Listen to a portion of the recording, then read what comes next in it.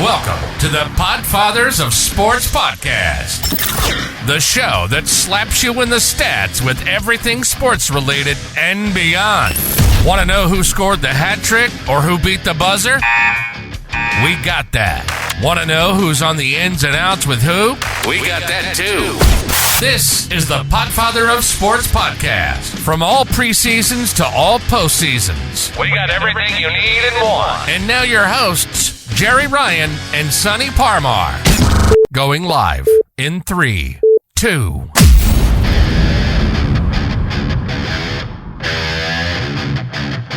Welcome to the PodFathers of Sports Podcast. I am Jerry Ryan along with Sonny Parmar and Tyler Bradley. And if you're wondering why I'm cracking myself up as this starts out, you fucking people have no idea what we have been through for the last hour and 40 minutes trying to put this together. Basically, we just sat around for about 45 minutes talking to each other, and the record button had stopped. So, here we are. This is the PodFathers of Sports Podcast, where we sit and discuss everything and all things sports-related, whether it's college, pro, semi-pro, whatever it is. We cover everything and anything. We will have some special guests that will be coming in from time to time and a few characters that we are going to introduce. But to let you guys know a little bit about us and how this got started, Sonny and I met when we were going to the Connecticut School of Broadcasting, and we were doing play-by-play games over in Jupiter, Florida at Roger Dean Stadium. Tyler, why don't you let everybody know a little bit about yourself and how you got involved in sports talk? So born and raised Tampa Bay area, played sports my entire life growing up, played a couple years of football in college, and then when I came back to the area, went to the Connecticut School of Broadcasting. From there, got into sports talk radio, where I was a producer for a couple of years, and then had an afternoon drive show with a really legendary Pinellas County sports media personality, Rock Riley, who had been covering sports professional all the way down to the high school level in Pinellas County for 30, 40 years. Then I ended up getting the morning show while he had the afternoon drive show, and all things end up coming to an end. Our stations got sold pretty much on a 24-hour notice. I learned a while ago that, and it was really when I was going to the Connecticut School of Broadcasting and when I was leaving there, that I made the decision, radio's not for me. And when I say radio, I mean like FM, AM, traditional radio, okay? Not for what I want to do, not my personality. If I'm going to be on radio, it's going to have to be satellite radio. I already knew that, and I really want to do sports talk radio. That's what I really want to do. I really want to sit and talk sports. And, I knew to be able to do it the way I want to do it, it was going to have to be this platform, to be a podcast. Now, listen, I'm 52 years old, so I'm getting started a little bit late here, but that's okay. The beautiful thing about a platform like this is nobody gives a shit how old you are. Nobody really cares. I'm going to tell you the other thing I like about this. Sonny and I and Tyler, we don't have some asshole sitting above us in a fucking office that's going to come running down here right now yelling at me because I'm dropping F-bombs or because, we're talking about maybe a topic in sports that they're not happy with. Here we're free to talk about what we want to talk about, And listen, we like having a good time, and that's what this show's going to be all about. It's not going to be doom and gloom, and, it's going to be informative. It's going to be entertaining, hopefully, especially when we get a couple of the surprises that we have in store. Looking forward to it. Coming up here. So you guys got to make sure that the biggest thing for me is that I want people to be wanting more when they're watching and they're listening to us, right? Isn't that what I assume that's what our goal is? To not only be informative, but to be entertaining. I mean, if they want to be informative, they can just open up their phone and see what last night's score is. I want to do more than just give them the scores from last night, So, and I think with the chemistry we have, I think that, we're going to, especially three guys that really didn't know each other. And if I didn't say this before, the one thing I really like about our dynamic is we got generations covered. Tyler's in his 30s, you're in your 40s, I'm in my 20s. 50s. But, so I feel like, we kind of get the perspective from everybody, Would you guys agree with that? Yeah, and not to mention native Floridian, New England guy, a New Yorker. Mm-hmm. You Yeah. know? Yep. We kind of got Tyler. We got the whole country covered pretty much, I think, don't we? Just about. Yeah. Just about. So Sonny and I decided that we had a lot in common, and when a guy from Boston and a guy from New York get together and start talking about sports, and it gets very, very passionate to Yes, say the sir. least. We and the one thing that I love about Sonny, he's not a Yankees fan. This is correct. He's not a Yankees fan. Orange and blue New York Mets, unfortunately. Yeah, It's been a lifetime of decades of suffering. sure. But you always have 86 to hold over my ass. We do. Yes, you do. Number 6 at first base. And it still hurts my soul. I'm going to tell you. That's the first time I ever cried during a baseball game. That fucking ball going through Bill Buckner's legs. I'm sitting there with my father. I'm not even going to tell you the Last time split. you cried during a baseball game? There is no crying in baseball, as they say. What was that question? When's the last time you cried during a baseball game? Oh, my God. During a baseball game? It's If been that a was while. First. We got to know your last. Was it sometime recently? No. The Red Sox the last couple Probably years, I feel like you could cry in every game. 2004. I cried. I really wish Many that, people did. yeah, I had wished that mainly that my grandfather, who really got me to love the Red Sox, but was around to see them win that championship, So probably 2004. Yeah. Okay. Yep. I figured it would have been last year with how bad they were. No, I had too much rage to be crying over how bad they were last year. We're gonna touch on baseball in a little bit and the state of the Red Sox and the AL East and everybody else in Major League Baseball. But to start out with, guys, I want to talk about this college basketball team that is right here in the backyard. So everybody knows we're broadcasting from Deerfield, Florida. Deerfield Beach. And Tyler is joining us via Skype over across the state where I live. He's in Ruskin, which is about 40 minutes north of where I live in Bradenton. But we got a basketball team here, fellas, that's in the backyard. FAU. And Tyler, you had said something earlier. Well, maybe it was Sonny. What did FAU used to stand for? Oh, it was Find Another University. I love that. Find another It's really university. Florida Atlantic University, but Tyler's correct. That's I love it. they had that moniker. Out of nowhere, guys. It is a great Cinderella story. I do think the Cinderella story is probably going to end in the next round. And if it doesn't, it's certainly going – they're not going to win the national championship. Are they going to win the national championship, Tyler? Not a chance. Not with the way UConn's playing. You look how deep Texas is on the bench and just the athletes that they have taking the floor for them. And don't get me wrong, as I sit here in my Miami Hurricanes hat, I am hoping for nothing more than an upset tonight and seeing Isaiah Wong, Norchad O, Jim Larinaga. I want to see the Canes take it to the Final Four, but I'm not confident in it happening. And honestly, with the way this tournament has gone and the way UConn has just been blowing through their opponents, I don't know how they're not the favorite right now. I'll tell you who I'm impressed with. Dusty May. 101 and 59 in 3 years. This dude knows what he's doing. I mean, this cat's the real deal. I mean, how did these bigger universities not see this guy? I mean, I don't understand it. I don't get it. I mean, great for FAU, and that's a program I think that's going to be on the map now here for a little bit. Do you agree with that as well, Tyler? I would agree, looking at the job that he's done, and he's been there longer than a lot of coaches are given opportunities to remain at programs to coach for. And that's a big thing that I think we're seeing in all sports is franchises, universities, colleges, they're all so quick to give up on coaches if they don't win right away.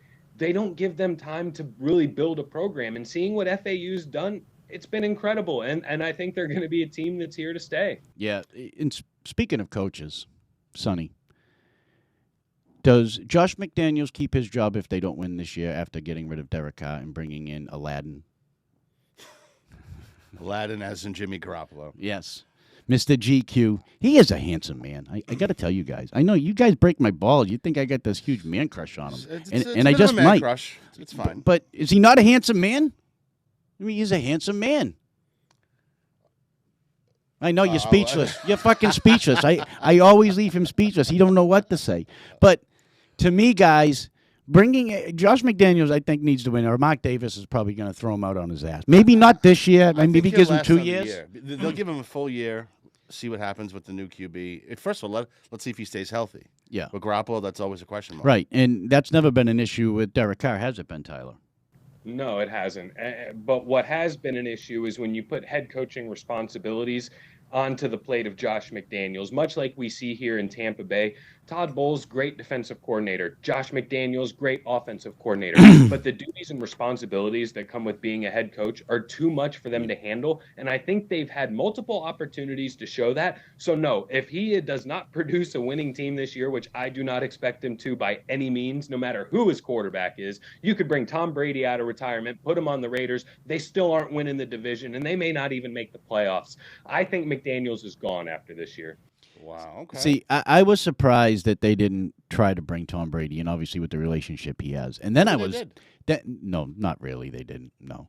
And then I was definitely surprised that they weren't in on the Aaron Rodgers thing, considering he's got Devontae Adams there, right? And like you were saying, we were discussing this earlier. These fucking teams that don't build their roster to compete with the team that's clearly the best in their division is just mind-boggling to me. And you're not going to give me this, they don't have the money bullshit. Don't everybody have the same amount of money in the NFL? And the Raiders don't have a problem paying head Exactly. coaches. Right. Gruden, probably paying other Right. former coaches. And, I don't think that Jimmy Garoppolo is an upgrade, if any, to Derek Carr. I'm sorry, not. I don't. He's and not. I'm not a Raiders fan by any stretch of the imagination. I'm a Patriots fan, obviously. And, and on that front, when it comes to Mac Jones, because I get a lot of people that have been asking me about Mac Jones. Listen, I gave Mac Jones, I'm going to give him a pass for last year because he had that fucking tool being his offensive coordinator and Matt Patricia, who didn't know what the fuck he was doing. He completely it was a disaster there last year. Dropped the ball on that. Absolutely. Big time. Yes, he did. A few times in his career he has. Yes, he did. And so I'm curious to see how he reacts, working with Bill O'Brien as he comes in. Probably get better. But, you got to ask yourself, so do you guys, has anybody in the AFC, have they done anything that makes them think that they should be able to compete with Kansas City and Buffalo for a chance to go to the Super Bowl? Tyler, do you think? If you're trying to drag a Jets topic up here, because that's the only team I can think of where anyone would see the moves and going after Aaron Rodgers, thinking that that's going to make them a competitor in the AFC. That they're chasing the wrong horse here in this fight because they need to worry about the rest of the AFC East. I don't think there's any other team that's really going to be a huge threat to Kansas City, regardless of division, other than the Bengals. I think that they've built the O-line a little bit during this offseason to protect Joe Burrow even a little more. And looking at what Burrow's done, his only 2 full healthy seasons in the league, he ends up leading the Bengals to the Super Bowl and then losing in the AFC Championship. The Bengals are going to be a team to really chase Kansas City, but other than that, I don't think any other AFC team has really made big enough moves. You could argue maybe Miami with the Jalen Ramsey acquisition. Mm-hmm. Does that make them more of a threat to Buffalo in the AFC East? But either way, if we're going to go Jets and Rodgers here, I don't think that that's going to benefit them because I don't see them winning any more than 8 games. First of all, listen, I know I'm probably in the minority here. But what the fuck has Aaron Rodgers done that makes everybody think that he is just so great and so wonderful that he's going to turn? How many Super Bowls has he won, Sonny? 1, and it's been over a decade. Right. That's what I mean. And he hasn't gotten back to it. He's lost home playoff games. Right. Stat machine, MVP. He's got. At the end of the day, where do you get? Roethlisberger had 2 rings. Eli had 2 rings. Yeah. It's not going to happen with Aaron Rodgers. No, I don't think so either. And, this is what I compare it to now. To me, Kansas City and Cincinnati is what Indianapolis and New England used to be. Peyton Manning and Tom Brady going back and forth. Now we're going to see Patrick Mahomes and Joe Burrow go back and forth. That's just my thought. Absolutely.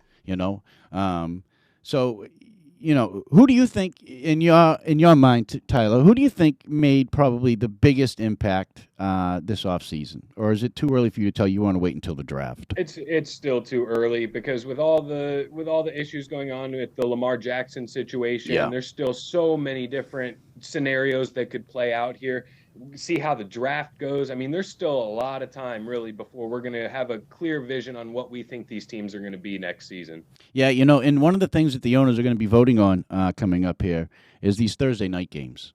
And we talked a little bit about this last night in our post-production meeting about, what they're going to do about this. And that, we were listing the pros and cons. If I got a ticket to a game on Sunday and they decide, fucking 7 days earlier, hey, we're switching it to Thursday, and I'm going to be out of town, and now I'm stuck with these tickets that I can't get rid of or whatever. Not only that, but they're so concerned about these guys and their injuries. You can't expect a guy to play on Sunday and then turn around and play fucking 4 days later. I mean, they do. And we've seen what happens with this. These games are a fucking disaster. They are. They're all dumpster fires, every one of them. Even when you have the good teams on there, they're not very good. They're just not good games. This game is not meant to have that rest time. Yeah. It's a bad idea. That's never going to go away. It's the almighty dollar. Does Thursday night games need to go away now, Tyler? Go away or switch it. Make it a Friday night game. Yeah. What about a Saturday primetime game and single out one big game to play on Saturday? Sure, you got to go up against college football in that case. Contractually, they might not be able to, depending on the whole network thing. They might not be able to do it on Saturday. Yeah, I'm just guessing. No, I would think that's a pretty good guess. They certainly don't want to go up against college football, right? Because they do it in December on holiday time when it's bowl season, or like right after bowl season. You know what I mean? Right. You'll see a Saturday game or two. Here's where it depends, though. They won't want to go up against college football if you're only factoring in the South, the southern part of this country, because of how much more college football means in the South than in any other place in the country. If you're taking the whole United States as the population area here, then I think that absolutely they wouldn't mind going up against college football. Would you tell me, would you rather watch, let's say, even the Houston Texans versus the New York Jets? Or would you rather watch San Diego State versus Fresno State? Agreed. And absolutely. It really depends on the matchups as well. Yeah, I agree. And that's what I was just going to say. I know being from the Northeast, it's always about the matchup. Like my youngest brother is a huge Michigan fan, right? So he's going to watch them over any fucking pro game that they put on Saturday. And now, having said that, he's also an avid fantasy football player, so maybe he'll watch that NFL game over that, because we know fantasy football is probably the reason why the NFL is even as more popular as it was just a few years ago, and why it continues to grow its popularity. That, and it's a great sport to watch. Of course, right?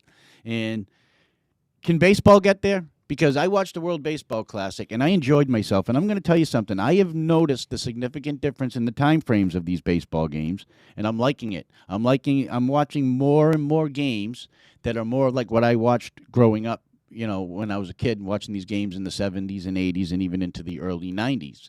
Shohei Ohtani is clearly the best player on the planet. What he's doing right now, I mean, you're not going to see that for like 100 years. Yeah, you're not. And Tyler, he plays with the second best player in Los Angeles, California. And yet that franchise still can't find a way to win, which is absolutely mind-blowing. You have the MVP of Team Japan, who just won the World Baseball Classic, and the best player on Team USA, who just went up against Japan in that championship, on the same damn team, and you can't win anything.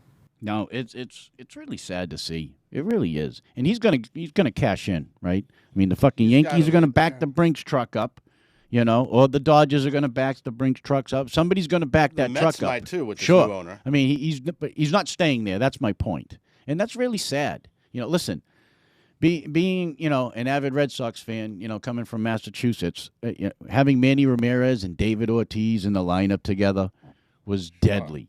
Right? It was deadly. I mean, it's just, as you saw, as they went on to, win a couple of World Series together. So I think they already don't have a fan base as it is, and it's only going to get worse when you let somebody like this walk away. And listen, I watched the Red Sox do it, right? They let Mookie Betts go. They let Xander Bogaerts go. They let, Christian Vasquez go. Tyler, you're a Tampa Bay Rays fan. The list of the fucking guys that they've let go is endless. Marlins and Rays. Had the farm system and the developmental players in the minor league system that have been able to come up and just fill that void when they needed to. And a lot of these guys, Evan Longoria being one of the biggest examples, when they do leave, what have they produced? Now, granted, you do got guys like David Price, who still thrived for a few years after he did leave the Rays. Charlie Morton. It's really been a hit or miss, and I think it's a big nod to a small market team's farm system and the way they produce the talent from within. Yeah, there's a whole list of players, and you're right, Sonny. But the thing with the Marlins is is they weren't grooming these players and then just not paying them. They built like good teams. They would win. Then they had a fire sale because they didn't want to pay all these contracts. Right. Twice. They've done it twice. Right. And the Red Sox were probably the biggest benefactors of the first fire sale when they got Josh Beckett and a couple of those other guys, you know. But, again, I still think it's the Yankees, the Dodgers, you know, that the teams that, you know, the Braves. I think the teams that were at the top last year are going to be the teams that are going to be at the top again this year. I don't think the Red Sox did anything. They got fucking Corey Kluber and Chris Sale at the top of their rotation, okay? I don't feel very confident in that going through an entire 162 baseball game season as those being my number 2 guys, followed by, you know, Cutter Crawford and some of these other guys, Tanner Houck, that are coming up from the minor leagues. I don't feel overly confident about going up against the Yankees with those guys, with that pitching staff. I'm sorry, I don't. For now, no. I mean, see how active they are during the season or before the trading deadline, see if they pick up any arms. But I do think baseball is going to get more interesting this year because I do think the games are moving on a lot faster. I think they will be bringing some people back. They got to get the young people back in the game. They got to get the young people back in the game. That's where all these games start. You know, right now, what are all the kids playing? They're playing soccer. You know, they're playing football, basketball. You know, baseball is at the very, very bottom of the list. It just is. Find it for a lot of boring. them. Maybe it's the time of the game. Yeah. I don't know what to. Yeah. Right. So it's, you know, it's. Hope. Listen, I am an baseball enthusiast. I love baseball. You know, the Red Sox are my favorite team of all time. You know, out of all the professional sport teams that I follow, I just, you know, my email is diehard Red Sox fan, and I spell the hard HAHD. I spell it the way I say it. So, and speaking of, ask you then, yeah. So you're a big fan of the pitch clock and some of these things they're doing to speed up the game.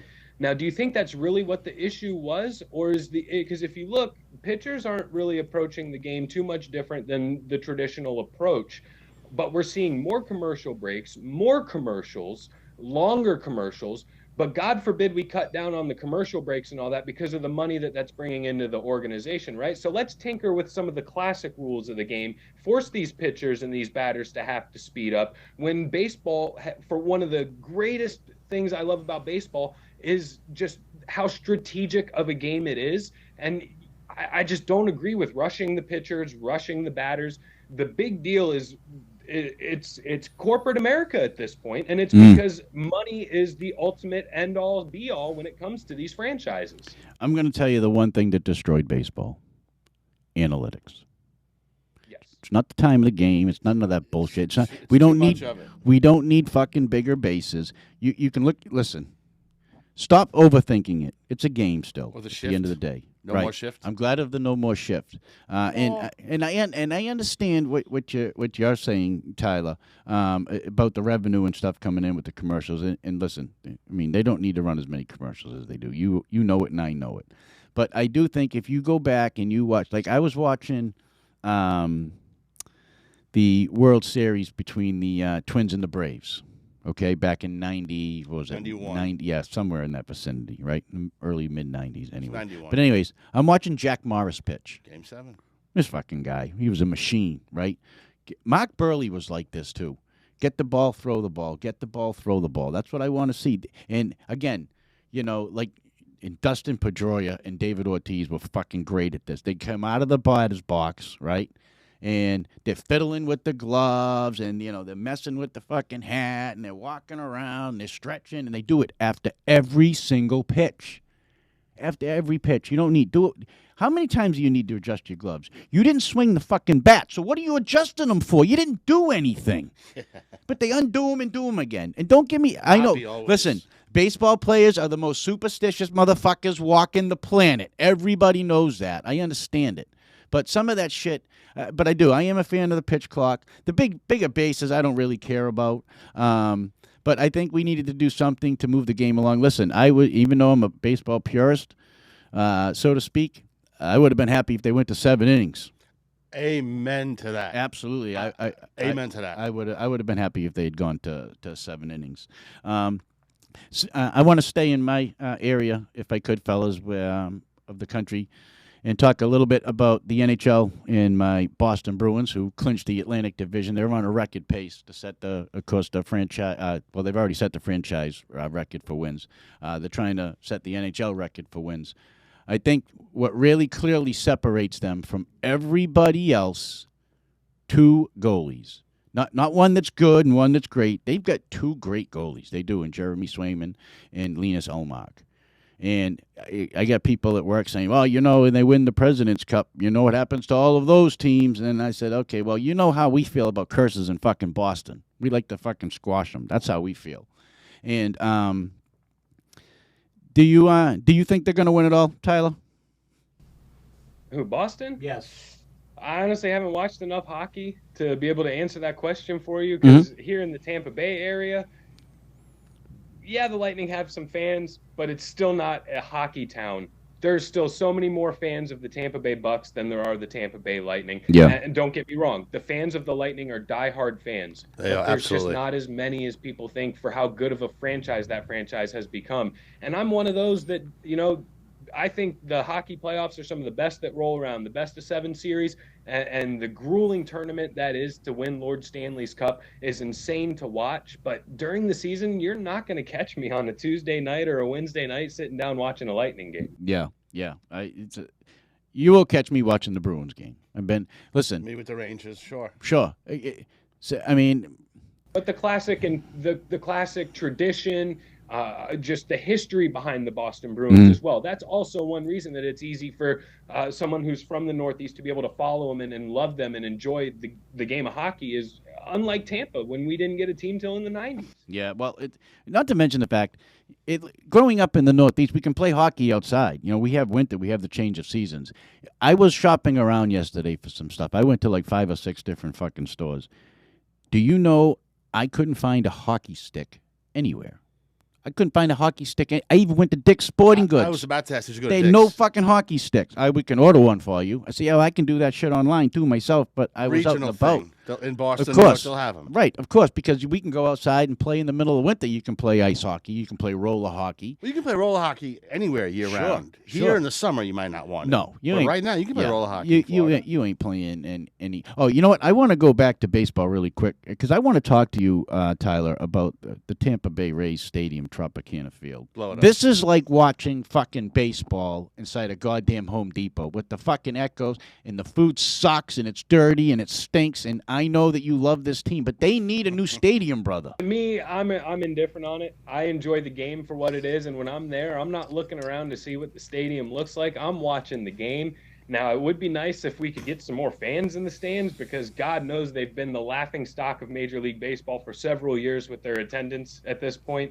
But to me, it just a bit of nostalgia feeling, if you will. Not only because I've been a fan of the team since their inception in 1998, but even my high school graduation was in Tropicana Field. And it's just something to me, I wouldn't mind if they stayed there, and even just made, like you had mentioned earlier, a retractable roof.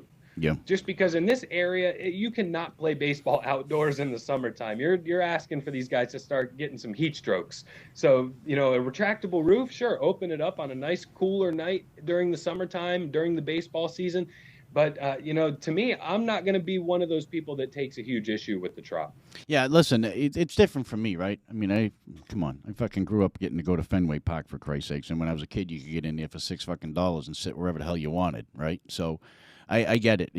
I'm not trying to compare Tropicana. It's not fair to compare any field to Fenway Park. It's just not. Or Wrigley, for that matter. I mean, there are just some ballparks that are historic. Iconic, absolutely. But I've been to some other stadiums, Tyler. I've been to Baltimore. I've seen the stadium here in Miami. Been to New York. So it's so dumpy to me. It's just so dark and dungy. It looks depressing. I've never been there. I'm saying just, watching it on TV, Right. It looks like a dark, dingy. Yeah. I don't know. But they definitely, and that area is so nice. There's so many things to do around that area, especially around St. Pete and Clearwater. To have a stadium, right on the water, I think would be perfect. Listen, I was kind of hoping that the Tampa Bay Lightning owner would buy them and then build some kind of sports complex where they have Amalie Arena. I think they got all that that waterfront space down there. And they did have a deal done with Ybor City, but somehow that ended up getting squashed and getting backed out. Now, listen, I want everybody to take a good look at this set because it's not going to stay looking at this. We are a work in progress. This is our very first episode. So we hope that we have brought at least a little bit of value to the sports world today down here in beautiful Deerfield Beach, Florida. Tyler, I want to thank you for joining us on Skype, and hopefully you'll be able to join us in studio here shortly. What's going on with you for the rest of the day? You going to sit and watch the tournament, or what's going on? I'm going to watch both the men's and women's tournament. I know that may surprise you, but see here, it's all about that. I know, baby. What's going on with you today, Sonny? Oh, I'm a fellow Canes fan as well. So a little bit later, watch the Longhorns and the Canes. Let's see what happens. Beautiful. So, and I am going to probably go home and chill out and also watch both the men's and women's tournament. I need Texas in a pool, so I'm sorry. I got to root for the Longhorns. Go Longhorns, baby. I want to thank everybody for tuning in to us, and we really hope that you guys continue to follow us. I promise you guys it's going to get better and better each time we go along, and you're definitely going to want to come back next week because we've got literally a little surprise for you. So make sure you come back. Peace. Be better tomorrow than you were today.